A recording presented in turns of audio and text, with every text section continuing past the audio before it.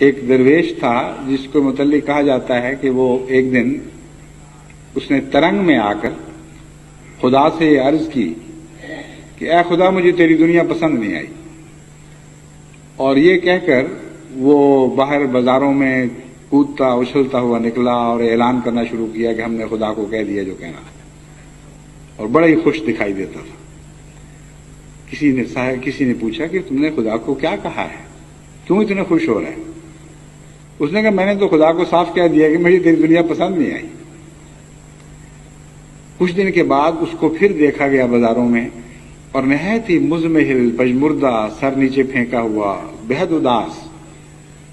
کسی نے اس سے پوچھا کہ کیا ہوا ہے، آج کیوں تم اتنے اداس ہو؟ اس نے کہا جواب آ گیا ہے۔ کہ کیا جواب آیا ہے؟ جواب یہ آیا کہ پھر جس کی پسند آتی ہے اس میں چلے جاؤ، چھوڑ دو میری دنیا اگر پسند ہے، اور ہے ہی کوئی نہیں۔ حل تعلم لہ سمیہ میں یہ پیغام ہے کہ اے عبادت سے تھک جانے والوں، اے جلدی ہمت ہار دینے والوں، اگر تم سمجھتے ہو کہ تمہاری عبادت کو پھل نہیں لگ رہا ہے اس لیے تم اس عبادت کو چھوڑ دو، تو پھر چھوڑ کے جاؤ گے کہاں؟ خدا کے سوا بھی کوئی ذات سنی ہے جو اس جیسی ہو؟ اگر یہ رحمان و رحیم، یہ رحیم و کریم خدا تمہارے دل کے لیے جیتا نہیں جا سکتا، تو پھر دنیا میں اور کوئی ذات تمہارے لیے جیتی نہیں جا سکے۔